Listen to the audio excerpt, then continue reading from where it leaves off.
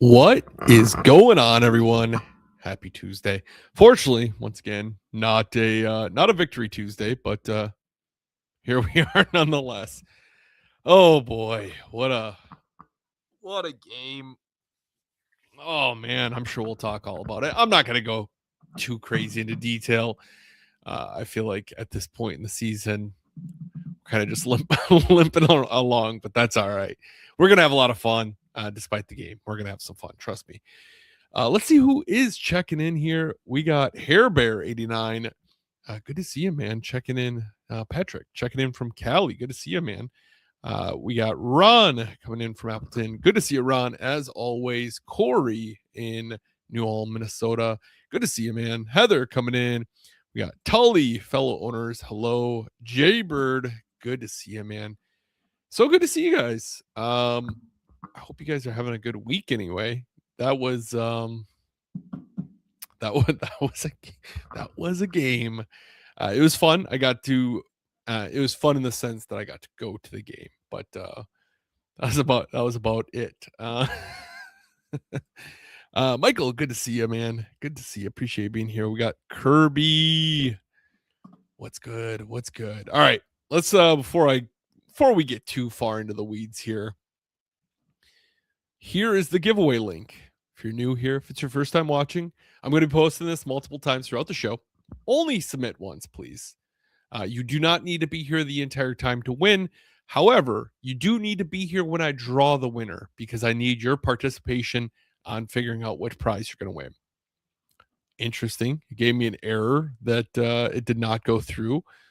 Do you guys see it at all? Do I need to repaste it? Let me try repasting it. But like I said, you do not need to be here the entire time. Just try to be here later on in the show. When I am doing the giveaway. I usually do it probably 10 to 15 minutes before 8:30. So just posted it again. So hopefully you guys got it there. But like I said, you don't need to just don't enter multiple times. Only enter one time, please. All right, I see some other check-ins coming in. We got Bill coming in from El Paso. Good to see you, Bill. And Bill also says, Tiny Croft says hi. Bill, one day I will do Tiny Croft as well. I have an Excel spreadsheet that I have made of all the can you name this Packers? And I think I have like 250 or 300 Packers listed. So I need to throw him in the mix. One day I will get there. One day, I promise. Let's see here. Patrick says, great week, all things considered. Definitely rough and we were broken, but we ain't out. That's a good mentality to have, to be honest with you. Jay, I see your question. I'll save that for the burning hot questions. We'll see what we got there. Joshua, good to see you, my friend. Bummer, Heather. Heather says, I was hoping to celebrate a win for my birthday yesterday, but maybe next year. Happy birthday, nonetheless, Heather. I hope it was a good one. Hello, Terry. So good to see you. All right. Stu checking in from Maryland. Wait. Home back from Maryland. Excuse me. My reading comprehension's extra bad tonight. Home back. Hello again, back home from. Dude, I got it all backwards. I was right the first time. I was going to say, I thought you were from Maryland. Then I was questioning because I saw from Florida. You're back from Florida. Stu, I'm struggling here, man. Apparently need more coffee. Hey, we got Ben checking in. I know Ben got hung up on work last week. Was only in for a little bit, but fun news. We are going to be doing an additional giveaway beyond the two that we were going to do because Ben, a few weeks back, won a Don Makowski 8x10. And I think last year he said he won a Makowski signed 8x10 as well. I don't know what the odds of that are, but he wanted to give back to this great community that we've been fortunate to cultivate. And he actually sent me money, $20 to go buy a Packers Pro Shop gift card. So we're going to do a giveaway tonight. Thanks to Ben. It's going to be a Don Makowski 8x10 and a $20 Packers Pro Shop gift card. So that's super awesome, Ben. stoked to do that tonight. I'm excited to do it. Should be a good time. Alfonso, good to see you in Houston. Sway Coda's here. Dude, Stu, it's not your fault, man. It is completely my fault. My brain is fried right now. I had a really busy day today. And to be frank, I probably should be drinking some more coffee. But all right, Laura, good to see you. Thanks for checking in. Well, let's talk about this game. I don't know, man. After that first drive, I was like, "Yep, this is not going to go well. This is going to be a rough go." I had hopes that the Packers defense was going to like adjust. It didn't happen. Tyler Huntley only finished the game 16 of 20, 107 yards and a touchdown, which if that were the stat line and nothing else, we'd be doing pretty good. But unfortunately, Derrick Henry exists. He had 36 attempts, 216 yards, 4 touchdowns, and was averaging 6 yards per carry. Oh my. At the game, I was trying to take solace in the fact that Derrick Henry is a freak of nature. I don't know that we will ever play a back like Derrick Henry again. Not this year anyway, for sure, unless we were to somehow meet the Ravens in the Super Bowl. But man, that was extremely frustrating. And then on top of that, you lose 2 more players to season-ending injuries. You lost your big body guy in the middle that we just picked up not long ago. I saw he had an Achilles injury, and then Hayden, our cornerback, went out with an ankle or a leg. I'm guessing he broke it because I saw they brought out the air cast for him and brought him out, which is super unfortunate because he's a guy that's kind of grinded his way into getting some playing time. When we went to training camp this year, I have a video of him high-fiving my son, which is really special. And he really, I don't know, he was just like super cool with my 2-year-old son, which is really awesome. And I have a photo that a friend took of us getting his high five. So he's got like I kind of got like a special spot in my heart for that guy. So I hope he heals up all right. Just unfortunate though. It seems like the injury bug is really hitting us this year, which everyone's dealing with injuries, right? But every team has different levels that they're dealing with or different players that they're dealing with. And it seems like the Packers just can't seem to find a break when you lose Tucker for the year and you lose Micah for the year and you've lost Jordan a couple times here. You've lost Jaden for a good amount of time, Elton Jenkins for a good amount of time, for the year, but you just keep losing guys. I know we forgot Devontae White as well, which is huge in that run game. You're kind of just dropping like flies. So I don't know. It's just unfortunate when you see these guys get banged up and you see guys that are probably some of the best in their position going out and losing them for the year.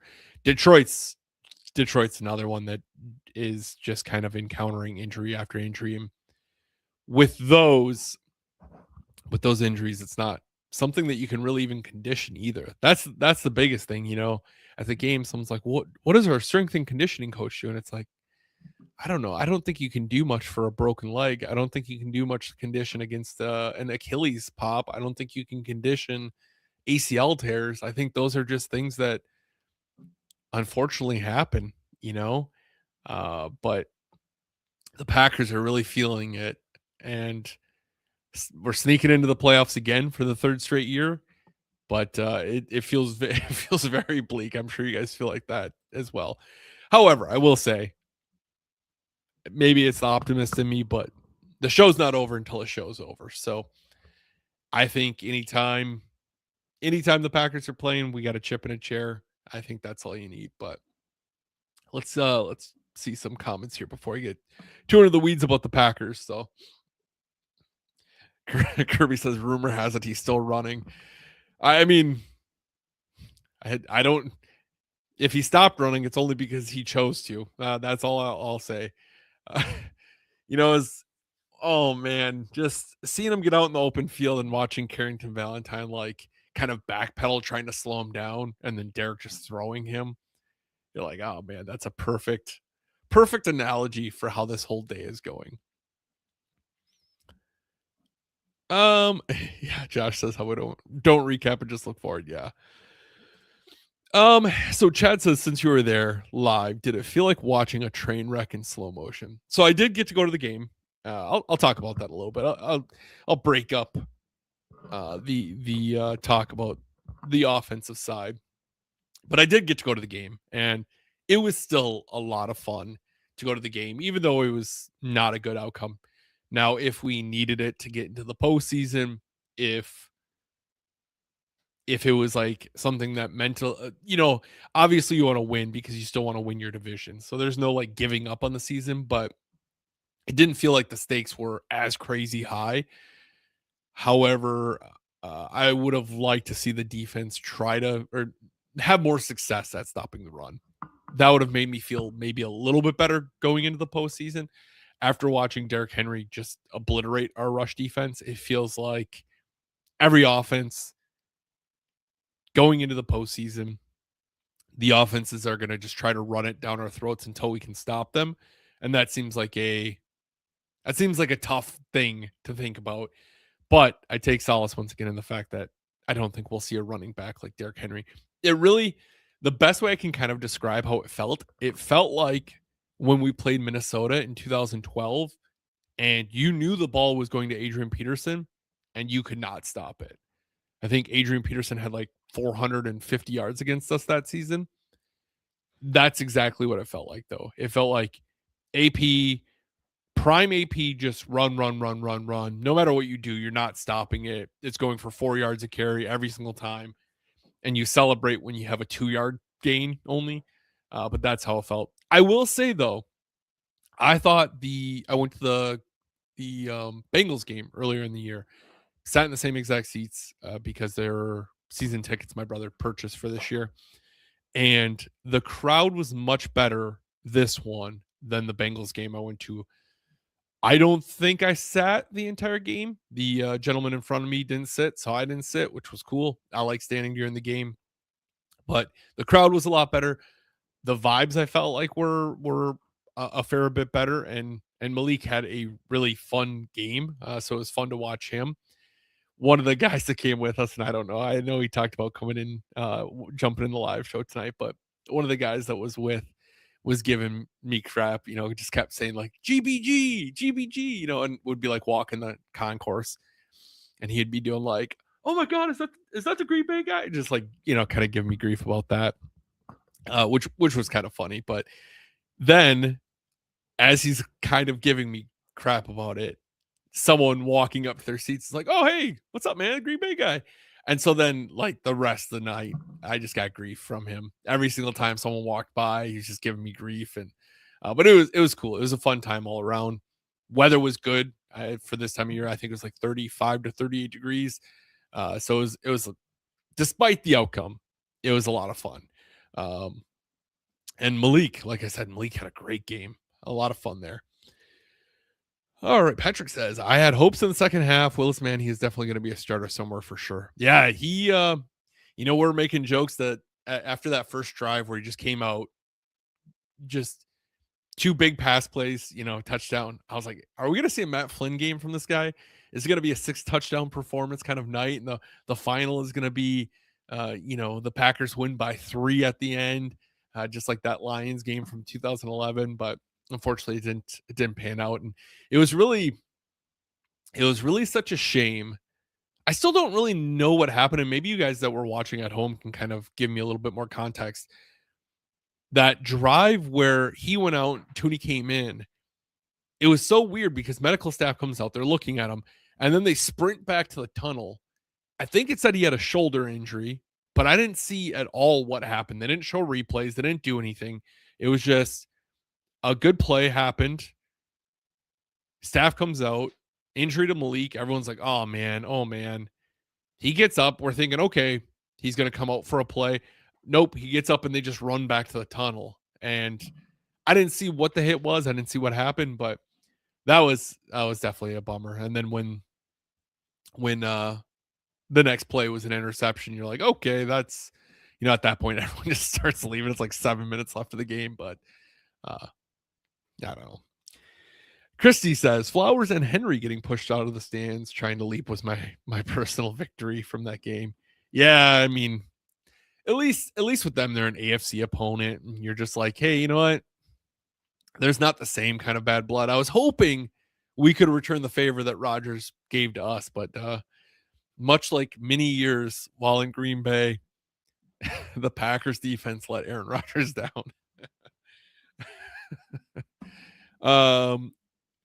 Hey, JR, good to see you, man. He says, imagine Titans fans watching Willis and Henry play so well, both of them still be in Tennessee. Isn't that wild? They had AJ Brown, Derrick Henry, Malik. You have Malik that everyone in Tennessee, when we picked him up, was like, this guy's terrible.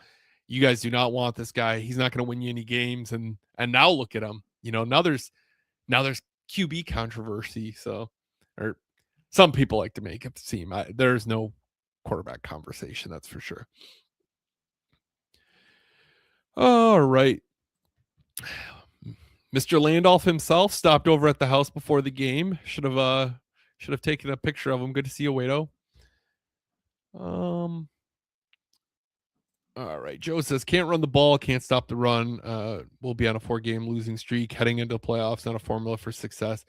Yeah, I mean it's tough, right? This year's been a tough road for the. I feel like this offensive line isn't conducive for a lot of success when it comes to the rush game, which Matt we've talked about this throughout the year, but Matt's team is built to be a run team.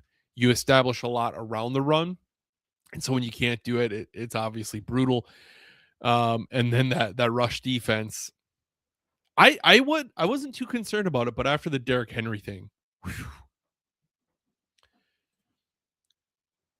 Stu said it feels so bleak, but so did the end of the 2010 season. Wishful thinking, but right now there's still a chance. See, I think the 2010 season felt more bleak towards the middle, for me anyway, because once we went on that winning streak and it was like winning you're in, it didn't feel bleak for me. It was like, okay, you take care of it and you get in. This just feels like, oh man, this feels like, okay, it's just, you're kind of hitting a bad bump in the road at the wrong time. But I will still say anything can happen once you're in the postseason. You never know what's going to happen. Momentum wise, it doesn't feel good right now, but anything can happen once you're in the postseason. Oh man, I got a lot of comments I'm trying to catch up on. I'm sorry, guys. Here, I got to get to the offensive side of the ball too. We don't have. I'm not going to talk a ton about the Packers Vikings only because of the fact that I don't think either team is really playing a ton of starters. The Vikings might be playing more than the Packers, but it sounds like the Packers are going to be resting a fair bit of guys. So usually we talk about stats as far as like their averages. I'm not going to do that this week because it's not going to really be, there's not going to be a story to tell with that compared to the roster you're going to see on Sundays. So. Judith says, I'll forever love the Packers. Win or lose, that's my team. Amen.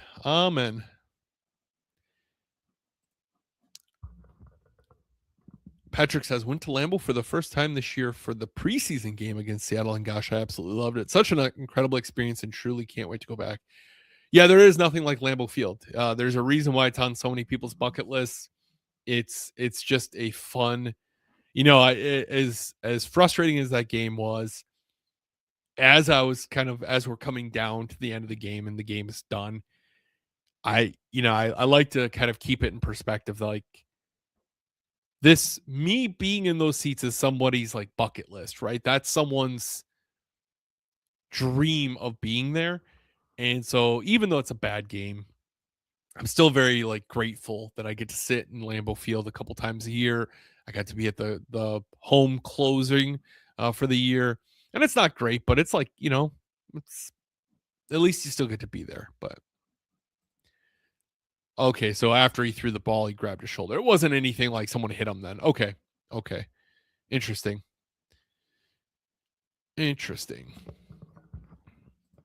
So that's why that feels more concerning then. That makes sense because I didn't think he got hit, but when you're at the game, you're not really. It's not like the TV broadcast, right, where you're seeing one thing. Your eyes kind of go to coverages, you kind of go to open guys, you're kind of reading it. So LaFleur was on the coaching tree at Tennessee, absolutely. Um, Hey, Andy, good to see you again, man. I know the season isn't over yet, but I'm already seeing our free agent list come up. Who, in your opinion, do we have to keep, and who are we definitely letting go? Let's. I'm going to save that for burning hot questions because I think that's a good one to kind of talk about. Uh, so there's the Diggs question, whatever we have going to that I'll be talking about, but let's talk about offensively. Let's talk about some things that went well. Malik obviously had a great game. 18 of 21, 288 yards through the air, one touchdown passing. And then on the ground, he went 9 for 60 yards and two touchdowns. We did have two turnovers collectively. We had the fumble by Malik and then the interception by Tooney. Tooney, whatever his name is. Looney? I don't know. I feel like I'm counting Canadian money. Shout out to Christy. But then you obviously had the failed fourth down attempt. One thing after the game I've been seeing is people kind of making a QB controversy where there's probably not one. I don't see a world in which the Packers take Malik over Jordan. Everyone online is clamoring for it and thinking about it, and a lot of speculation on what Jordan's going to be your quarterback next year. I know I was, earlier in the year I said there's no chance that Packers were getting Micah. I feel like the percent, how confident I was about the Packers getting Micah, my confidence is, I feel like there's even smaller chance of like a minuscule chance compared to that trade happening. I just don't see a world in which the Packers let go of Jordan Love and keep Malik. That being said, I think Malik is at least put on film that he is worthy of trying to be a starter. Whether he becomes a starter or not, I don't know if he'll win that spot, but he's at least put on tape that he deserves that opportunity. And I hope that a team in the AFC pays him a decent chunk for him to come to their team and try to win that spot. It kind of reminds me, I remember after the Matt Flynn games in 2011 when he threw the 6 touchdowns and 480 yards against the Lions, and those were both franchise records at the time. I remember a good chunk of people saying, well, we could probably stick with Flynn and be as serviceable as we are with Rodgers with a smaller price tag. And I know those are fun talking points, and I think it's always a fun debate, but I just don't see a world in which the Packers keep Malik over Jordan. So, like I said, I know people love to talk, and I think I was texting the boys on this one. It's a very nice blessing, and we're very lucky as sports fans that we get to sit here and hyper analyze decisions and say what we would do if we were in that spot, because we don't have millions of people judging the decisions we make. We can make crazy claims, crazy predictions, and I mean, for me, it can come back and backfire a little bit because it's all on the internet and a lot of people see it. But for the average fan, you can make outlandish claims, you can make outlandish predictions, and for the most part, maybe outside of your friends giving you grief, no one knows. If you are the general manager and you make those decisions, everyone knows, and it's going to be your head on the chopping block if things don't go well. So I think they obviously are going to stick with Love. He was in MVP talks before, kind of a few things going bump in the night for him, but I don't know. I think where I would like to see Malik go, and I think he would really shine, is if he went into Miami with Mike McDaniel. I think Malik would do really well there. I think if Malik goes to a New York Jets, I think it's going to be a really difficult go for him. I think he needs the right offensive coordinator, much like Matt, or the right offensive minded coach, I should say, much like Matt, that would put him in successful opportunities. So I don't know. We'll see. We'll see what happens. But I don't know. I'm what a fun I don't know, what a fun problem to have, right? Where you have two really good quarterbacks. There's the man himself. Jordan ran late. Think I left my bad luck socks in Green Bay.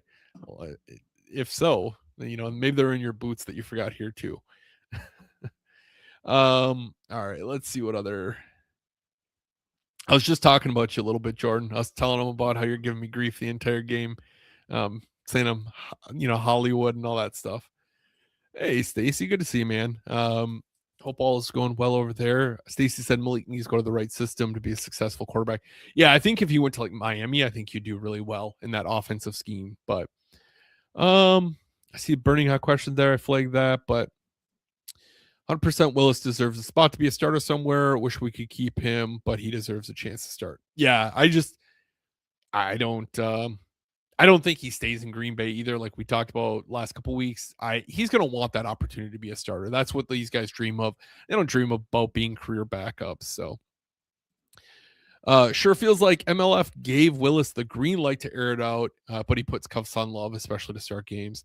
That could be partially due to little or to no Jacobs, and I think it's also part because the Ravens' offense or their passing defense is horrible.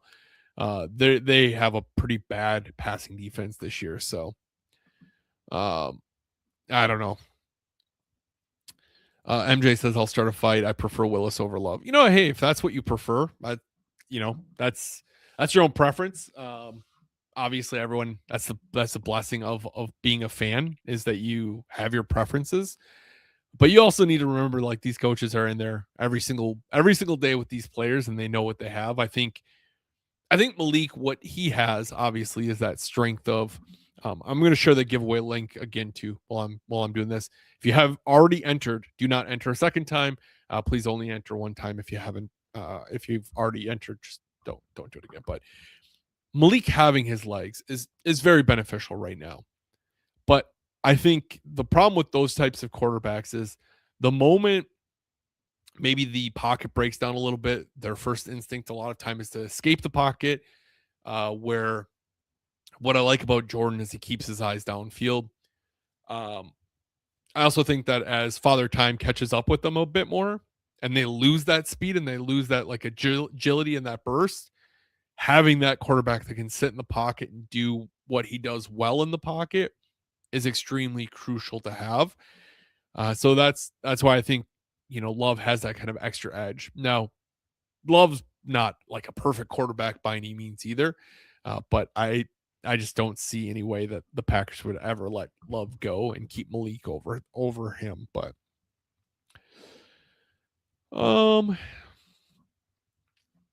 Christy says, I know everyone is talking about Malik getting a big payday elsewhere. I know that sounds crazy, but what if he wants to stay as a backup? I know, but I think he's not all about money.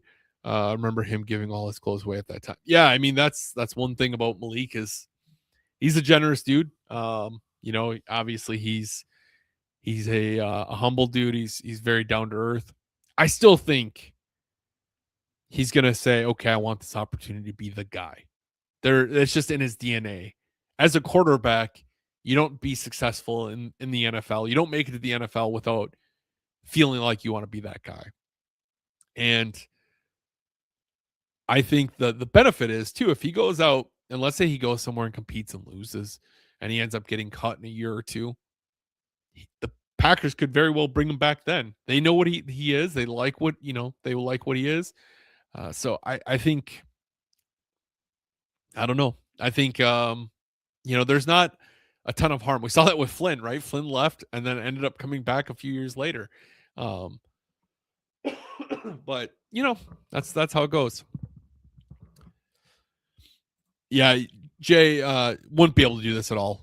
One, that I don't think that there's no chance that I almost said Oakland. Vegas takes that. They won't do that. I think that's one of those things as Packers fans, we like to make these fun hypotheticals, but I think getting Crosby would take a lot of capital. And they're not going to just take three guys, two of which who are on free agents after this year. So you wouldn't be able to trade them in the first place. And I don't think anyone wants Nixon in a trade, Um Christy said, I want to be a career backup. I know there's that show Blue Mountain State where the guy said the backup quarterback is the best position to be on the team. Uh Jared got the photos for proof. Green Bay guy all game long with fans. Yeah. You do have a photo of me talking to someone, but no, it's just two nice people. All right, I got a couple. I'm getting all in the chats here, but let's if you have any questions for Burning Hot questions, I have some of those already lined up, but start dropping those questions. It doesn't have to be anything crazy. It doesn't have to be football related. It could be random, could be fun, can be football related, of course. But I'm curious because Jordan and I talked about this a fair bit during the game. If you guys are in, if you woke up tomorrow and you were the owner, the Packers obviously don't have a traditional owner, but if you woke up tomorrow and you're the owner, what are you doing with Gutekunst and Matt LaFleur? Are you terminating them both at the end of this year? Are you letting them ride it out one more year? I thought they only had one more year on their contract, but it looks like they're on contract through 2027. Are you giving them one more year to analyze it and kind of go from there? Or are you running with them through 2027 regardless? I'm curious what you guys are doing. But feel free to start dropping some burning hot questions if you got them. We'll be jumping into that soon. I'm just kind of catching up on some comments here.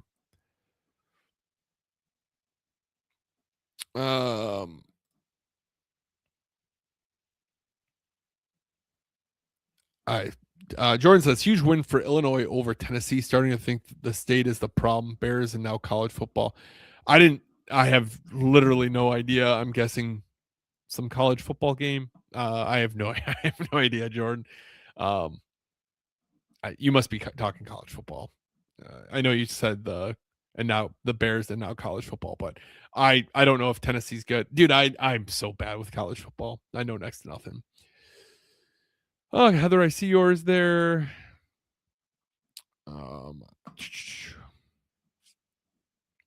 See some other questions here. All right, let's get into these burning hot questions rather than me trying to go through these. Let's get into these.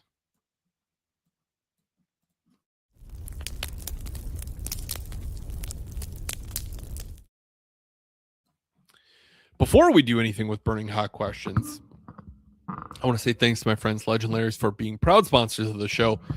The Super Bowl is coming up, so if you are in the area, I got a little secret for you. You can get 50, like an order of 50 wings. Dude, imagine going to a Super Bowl party and getting 50, like someone got 50 Legendary wings. I might get them just for Mason and I. I don't think he'll eat any, but I might be a good idea. But if you are in town, if you've never been to Legendaries, or if you have been, go check them out. Love me some Legendaries. Been supporting them long before they've been supporting me. And yeah, can't recommend them enough. But 50 wings for a Super Bowl would be killer. That's all I'm gonna say.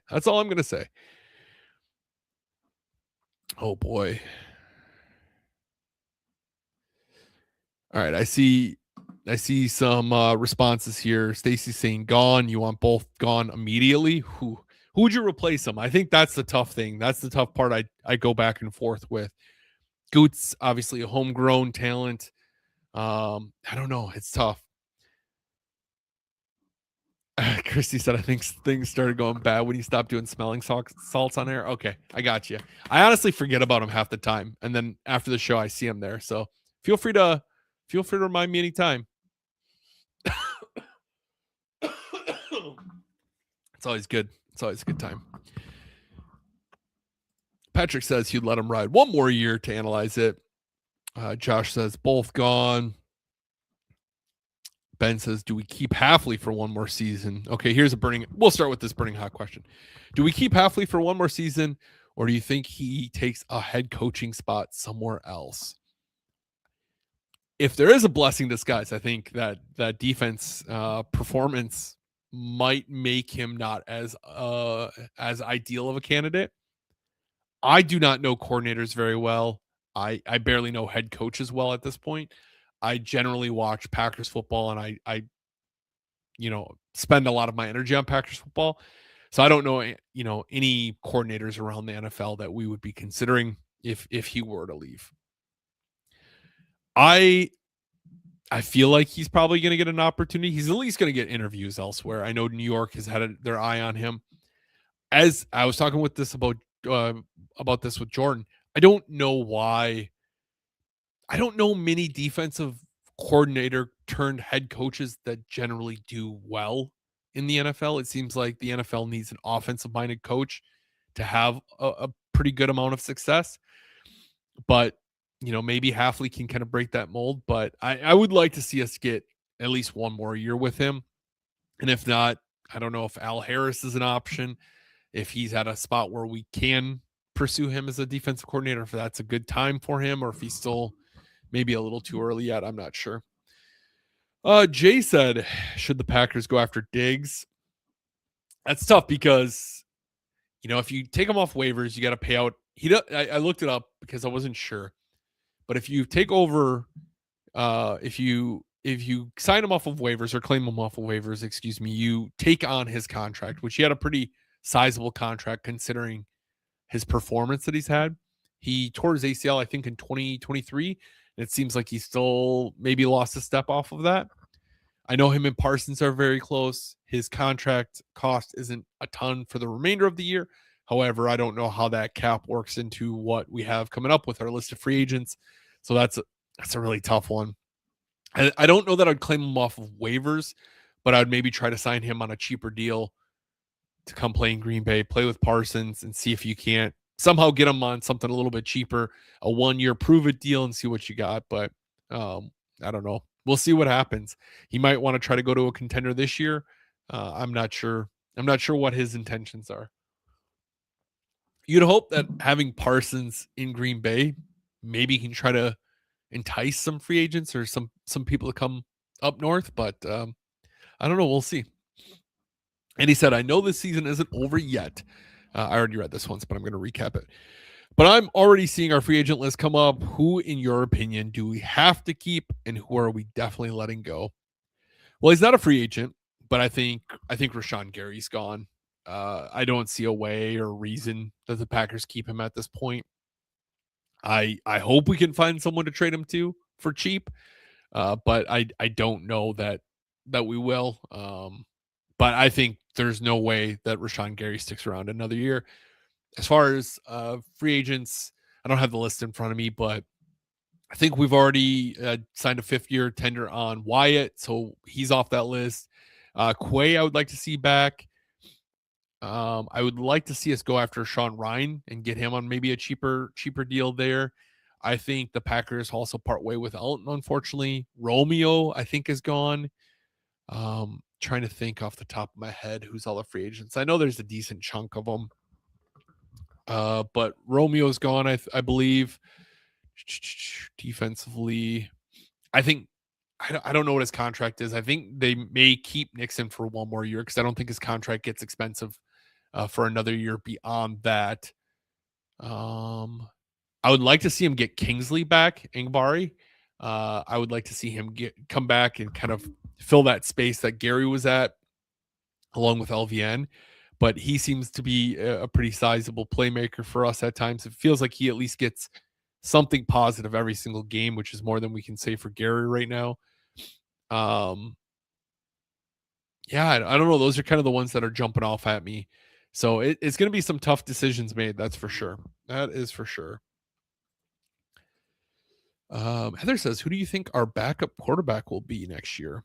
That's a tough one because, do they go back and grab Sean Clifford again? Do they look around the NFL and see what guys maybe hit free agency? There's always going to be some that kind of enter free agency. Jameis Winston, something like that, comes available. Maybe, I don't know if Jameis is a free agent, but someone like that that's been around the league for a while, or do they go get a guy that none of us know, like they did when they went and got Malik? So that's a I don't know. That's a tough one. That is a tough one. Oh boy, I got a lot of questions. I appreciate you guys immensely. There's a lot of stuff coming in. I'm trying to keep up with. I'm sorry. Um, let's see here. My thing kind of flipped here. I don't know why it threw me back. MJ says, burning hot questions. What would you do? I'm guessing you mean as far as the coaching things. I think from my perspective, I'd give Matt and Brian one more year. I think giving them an offseason to know they have Parsons, for Brian to build around Parsons, to know the weak spots of your defense, to know the weak spots of this team. And I think also with the injuries, to kind of give them another year to analyze it.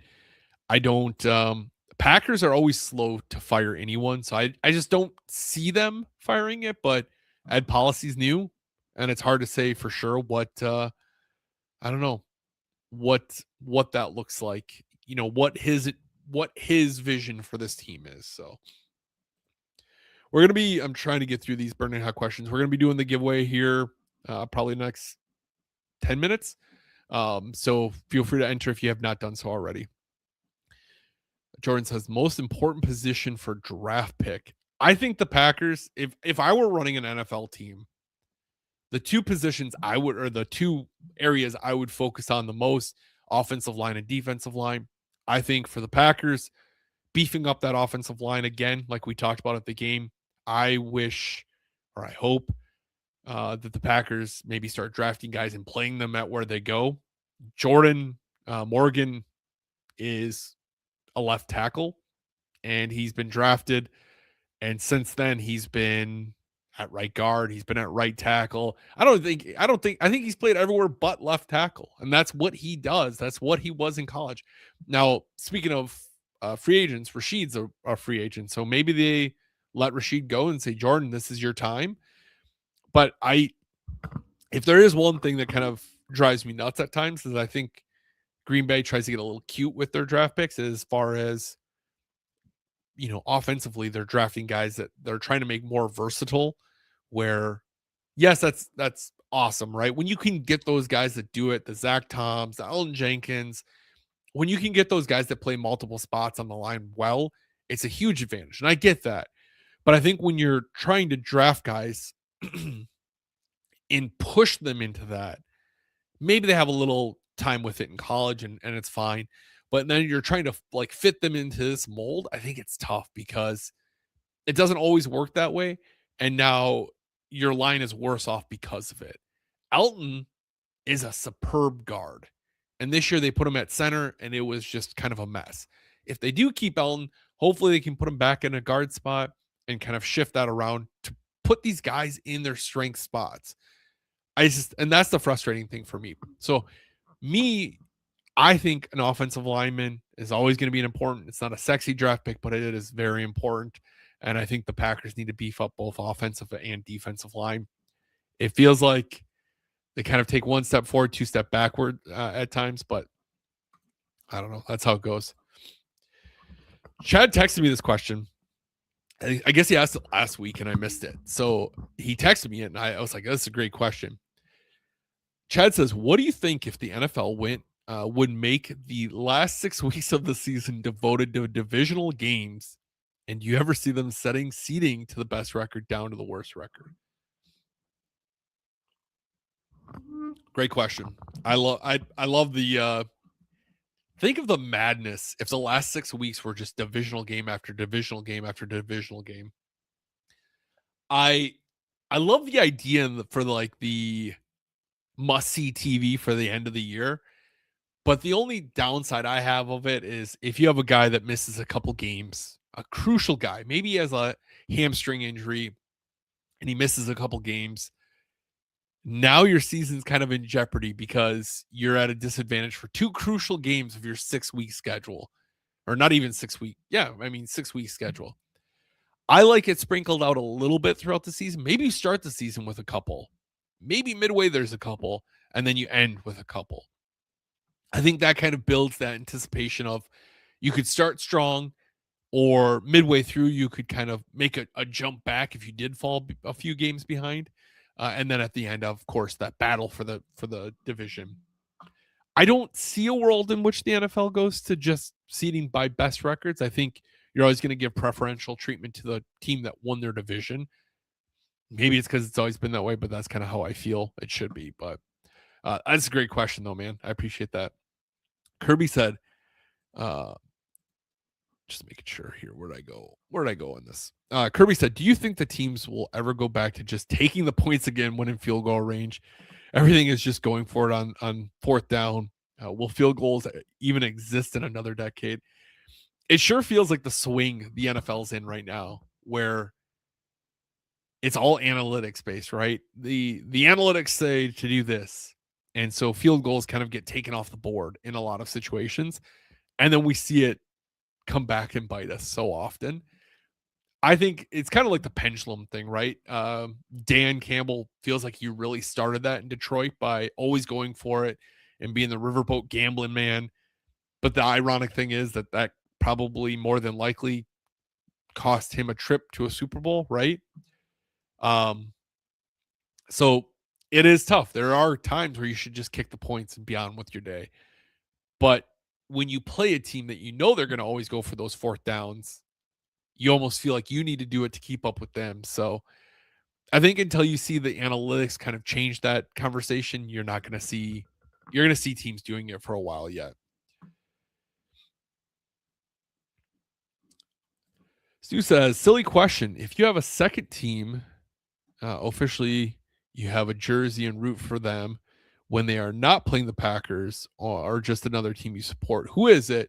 Who would it be? Example, my brother is a huge Broncos fan and eventually rubbed off on me. So I'm officially have them as my second team. Green Bay is obviously number one, and I was rooting for them over Denver a couple weeks back. I don't have like a second team. Like I don't have a second team jersey or anything like that. I'm fond of the Steelers because I've been to Pittsburgh now a few times. They feel like the AFC Packers.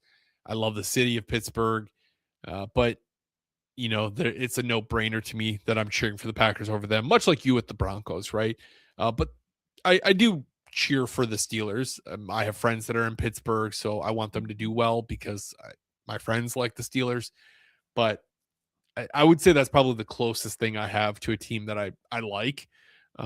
And that's just because I'm partial to Pittsburgh as a city, but that's a fun question.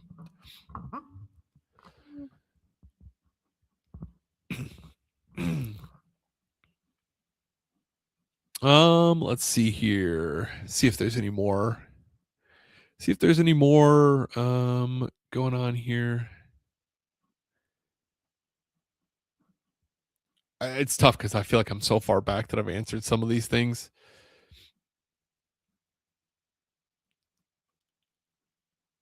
I see Jordan just all right, man. All right, Raymundo, here we go. Jeez, I'm really far back. I'm sorry, guys. Raymundo says, "What do you think about Post calling a Matthew Golden a bust because of his stats? Others say we didn't know how to use him. What's your honest opinion?" I mean, great question. Just another thing Jordan and I were talking about, but I think the Packers way is just because you draft a guy in the first round. That's the argument that's always frustrated me, right?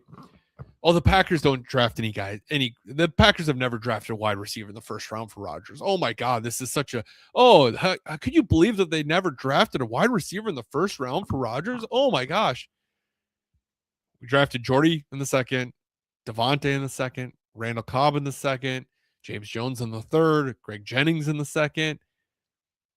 Does it really matter if they're drafted 27th or if they're drafted in the second round? Like, is Devontae less of a receiver because he wasn't drafted in the first round? I think it's such a silly argument and such a silly focus to be like, oh my God, this Matthew Golden. He's a first round receiver, and the Packers aren't. The Packers were so successful at wide receiver for so long because they had such a great blueprint with it.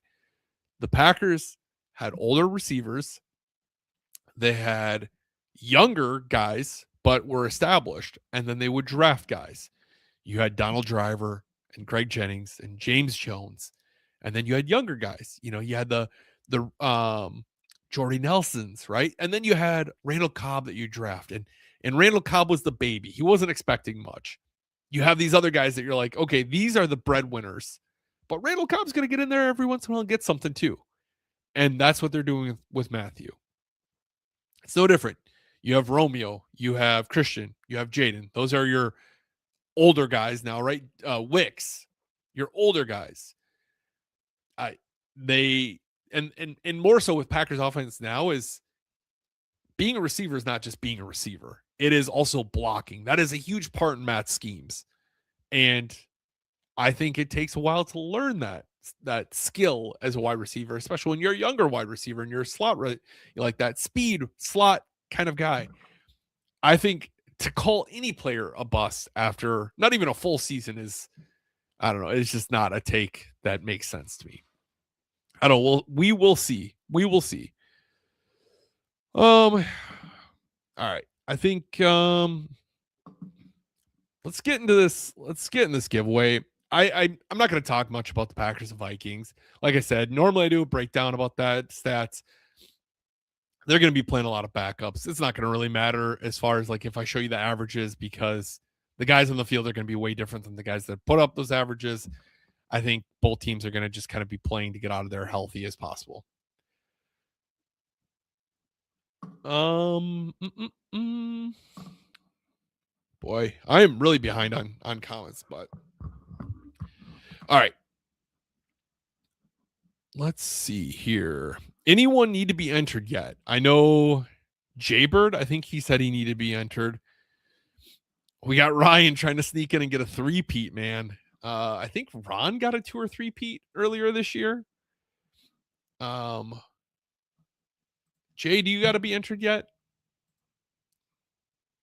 We're going to be doing this giveaway, and then we got a little story, and then we're going to get out of here.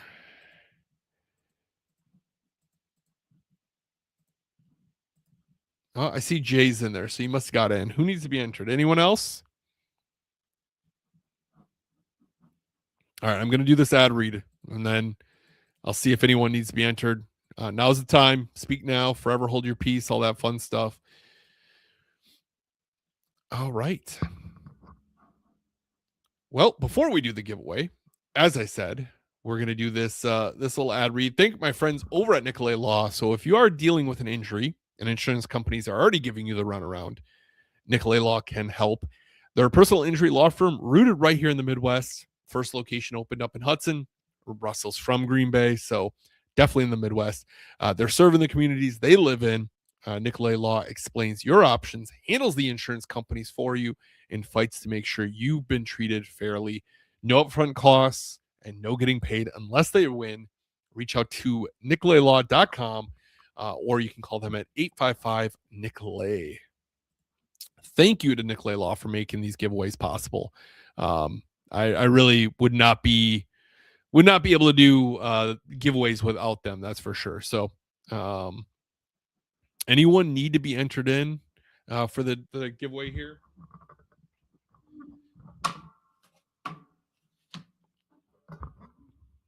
Hey, you as well. Hope you two have a great happy new year. Hope you guys stay safe. Hope to see you again at Lambeau here soon, man. It's been too long since we've chatted it up. All right, I'm not seeing anyone needs to be entered. All right, guys. Let's get to it then. Just got to go through and make sure there's no duplicates here quick. All right.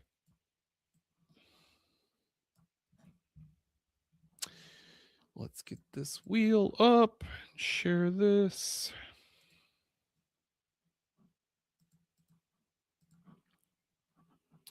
So we are doing 3 giveaways tonight. Like I said, 2 of which are thanks to Nicolay Law, the traditional giveaway, and then one is thanks to our friend Ben in California doing the $20 gift card and the Magic Man. Ben, I will let you decide. Actually, we'll save yours for last because it's going to be delayed. But here we go. Good luck, everyone. First 2 are going to be the traditional ones, and then the third and final one will be Ben's giveaway. Hey, we got Chris on the book. So there's a 25% chance that one of these is a signed jersey. So, Chris, give me a number. I need number 1, 2, 3, or 6, if you would, please. If you're still here. If you're not here, in a few minutes, we're going to do another drawing. So stick around. Steve, are you on the board? Oh, my. Steve, I hate 2 giveaways. Maybe you shouldn't hate 2 giveaways. You just got one. So, Steve, 1. All right, Chris did number 1. All right, Steve, give me number 2, 3, or 6, if you would, please. And then we're going to do the final one. This gets the Ben giveaway, the $20 gift card and the Magic Man.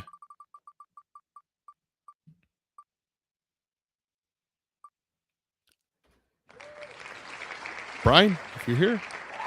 Brian, if you're here. All right.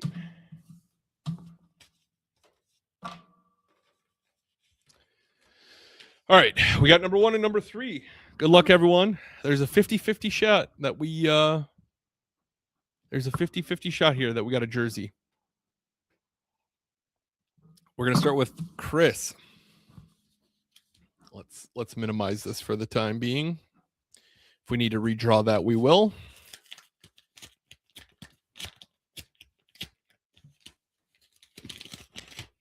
Number 1, Mr. Hurley. Oh, you were on twice there? Did I miss you doing the... Oh, yeah, you were, Brian. Appreciate your honesty there. All right, we'll draw that again.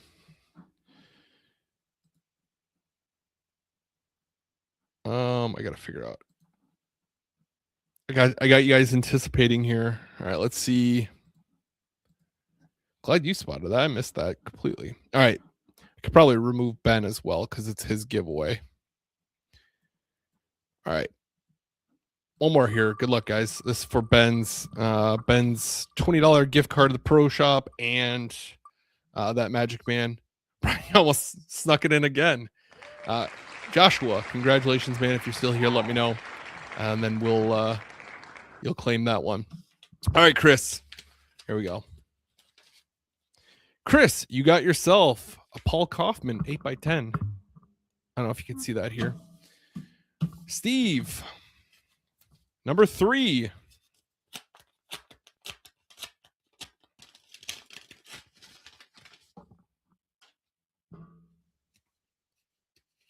Ooh, $20 Packers Pro Shop gift card. One of these 2 is going to be a signed jersey next week. Depending on, we might see it next week. What are the odds? Out of 35, we're down to the final 2, and 1 is going to be a signed jersey. I don't know. Crazy. All right, there I see you, Josh. So I will get those guys. Josh, I don't know if I have your address. I'll be reaching out. Yeah, Jordan says crazy how that jersey made it to the end. It did last year. It made it pretty far into the end as well, but not to the final like this. This is fun odds, that's for sure. All right, let's do our story of the week, and then we are going to get out of here. I've been yapping at you guys long enough. This is a fun story. I think I did a video on this last year, but I never did it as a story of the week. But this is a fun one here. Let me kind of clean up.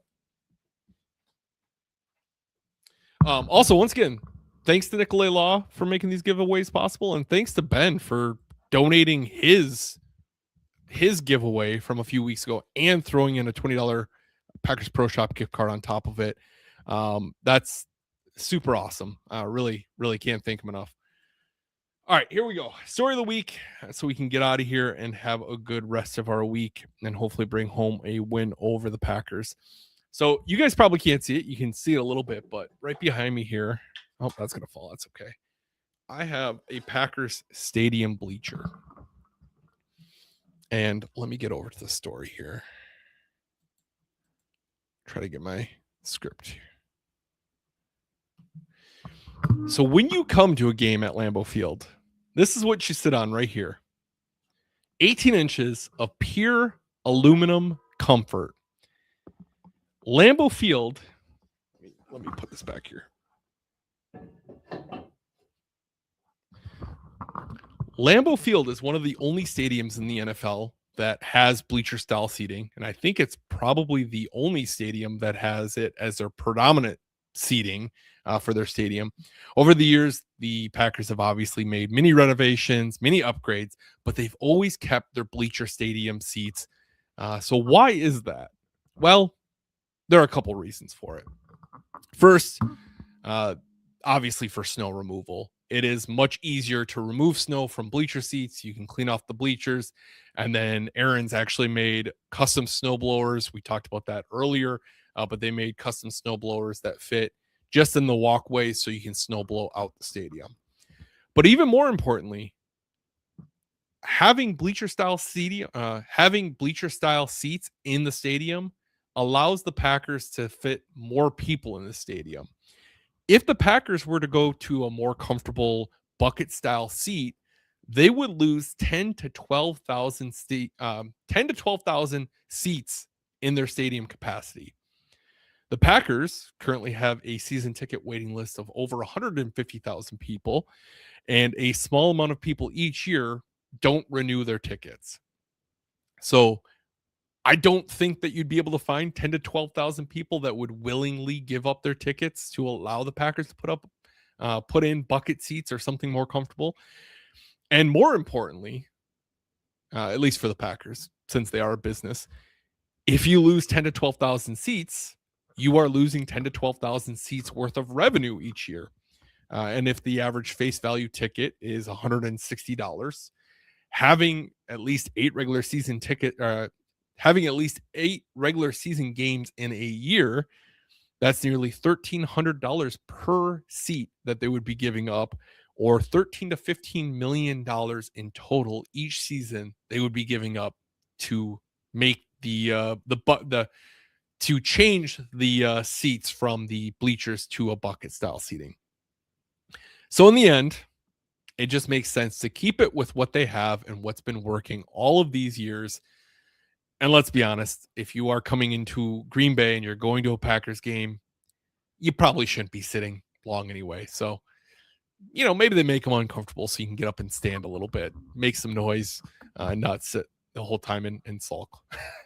But yeah, I don't know. How many of you guys knew that? I think it's relatively common knowledge, but I don't know how many of you guys knew that, but all right.